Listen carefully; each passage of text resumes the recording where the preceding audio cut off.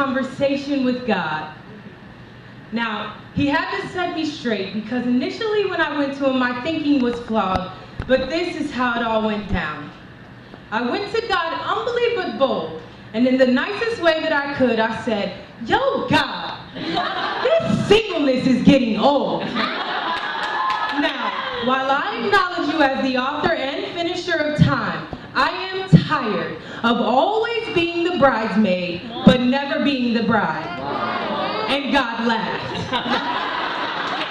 Now, when he realized that I was serious, and this wasn't a joke, he looked me intently in the eyes and he finally spoke.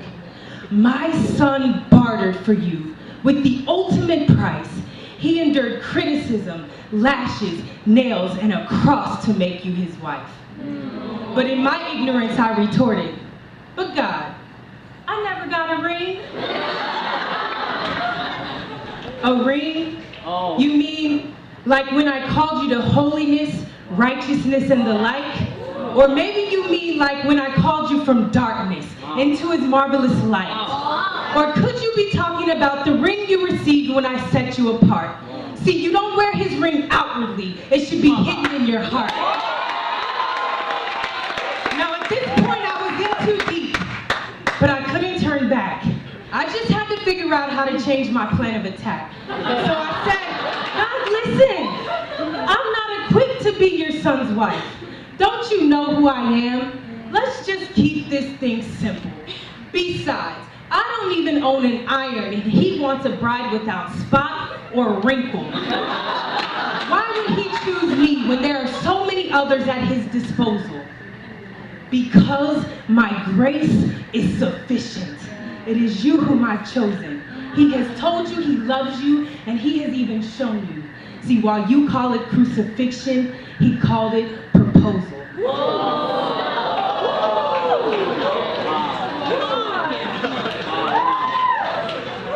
And I guess he could see my concern.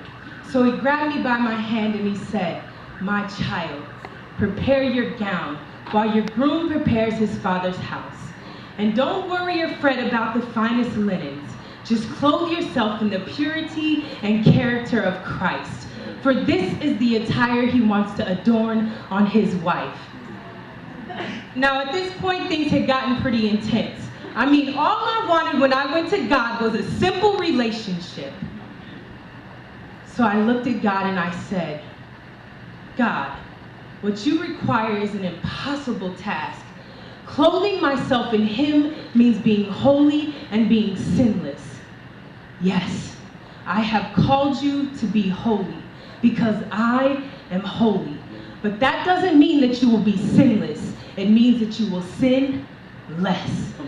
And I had been convicted because I had been considering my singleness as a curse instead of a gift, when the whole time I had already been revealed as the bride of Christ. So God told me to get a grip.